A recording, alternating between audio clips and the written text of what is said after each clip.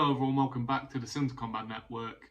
Last night was pure chaos. Islam Makhachev KOs Alexander Volkanovski in the first round. You got Kamaru Usman, as I said, taking Khamzat Chimaev to the distance and coming so close. And you got absolute madness happening in the fight before that in Johnny Walker and fucking Ankalaev. When we talk about those three fights mainly, we'll talk about how accurate were my predictions. Let's get into it. Well, they're calling it the night of fouls, but the one in particular I want to talk about is the foul that Ankalaev applied onto Johnny Walker. You know, an illegal knee while he's down, and I have no idea what that chaos was all about. The doctor, you know, did his assessment. He asked Johnny Walker where he was and what he was doing, couldn't answer. So he suggested to the ref that the fight must be stopped. The fight gets stopped. Johnny's not happy about it and instantly tries fighting Ankalaev again. There's a skirmish for about a minute or two in there, and then Dana White comes in and saves the day. And he's like, "Oi, calm down. We'll do this again. Don't worry about it."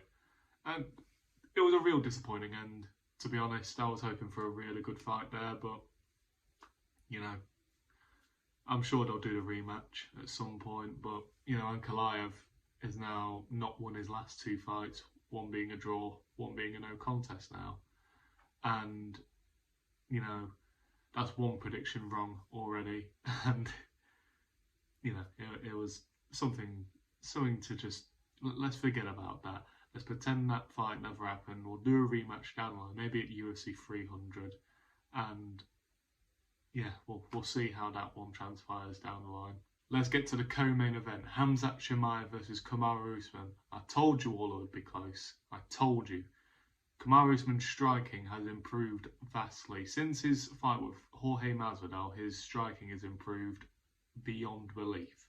I think that knockdown to Gilbert Burns really made him train harder when it came to the stand-up game. And Khamzat's grappling ability, fucking hell, it's second to none. He is simply unreal. And, you know, people want to call it a boring fight. You don't understand MMA if you think that's boring. You know, you got to see the excitement in these certain things. And Khamzat on his back and Kamaru smartly going down, defending it, you know. It's a thing of beauty. It's like in football, you know, when Ashley Cole does a tackle. It's a masterclass to see. You enjoy it. And where do both men go from here? So obviously this was a UFC middleweight title eliminator. So Khamzat theoretically should be the man who faces either fucking Israel or Sean Strickland next. Depends on who Sean wants to fight, because, you know, there are rumours that Israel's not getting the next shot. So are we going to see Sean Strickland versus Khamzat? Going to see Sean Strickland versus fucking Israel Adesanya? Is Dricus du Plessis going to get the shot? Who knows? But the middleweight division is on fire right now. Got a new name in Kamaru Usman now in the division, having gone to a close decision with Khamzat Chimaev. His name is definitely up there, and I see some good fights coming his way. Finally, we're on to the main event. Islam Makhachev, Alex Volkanovski, and holy shit, Makhachev KOing Volkanovski in the first round. Who the fuck saw that one coming? I mean, one of the commentators did. They said that his left high kick was very impressive in the last fight and could have been used for this fight. But, my God, I did not expect that. It was kind of sad to see, because Volkanovski was just devastated afterwards. But, as I said in my previous video, 12 days notice. I believe if he can work himself back up to another lightweight title shot, he definitely deserves it. He should go back down to featherweight, maybe have one more defence of the title. And I do think he should just move up to lightweight, period, because I do believe he does well in this division. But on to Islam Makhachev, you know, without a doubt, the best lightweight in the world. Who gets the shot next? There's two names in particular. There's Charles Oliveira, who was meant to be fighting originally, and Justin Gaethje, who currently holds the UFC BMF title. I know, BMF, it's a thing. And, you know, who deserves the shot? Obviously,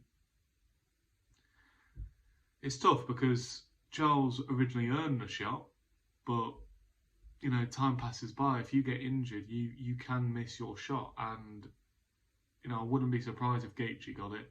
I wouldn't be mad if Gaethje got it. You know, 2 belts on the line at once.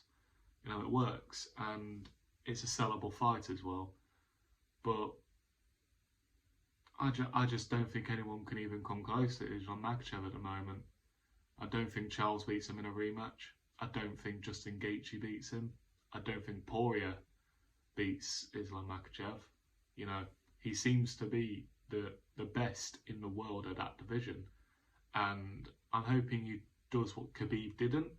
And I hope he does move up a weight class, because he is quite a big size for his weight class. And let's see if he can do it at welterweight as well. And let's see if he can change up the scene there a little bit. But the fight was elegant, it was superb, it was quick, but that left high kick, superb from Islam Makhachev. And there you have it, there's my video today. I'll be covering UFC 295 as well. I always like to cover the UFC as much as I can. I want to cover other MMA promotions as well. One Championship, Bellator, you know, the new UK brands are coming along. There's one on Channel 4 in particular. And I just want to cover MMA a bit more, because it's a fantastic sport. It's a fantastic art. I want to thank you all very much for watching. I want to please like, subscribe, share, and don't forget to hit that notification bell to make sure that you never miss a video. Let me know what you think down below of the fights, and I'll see you all in a bit.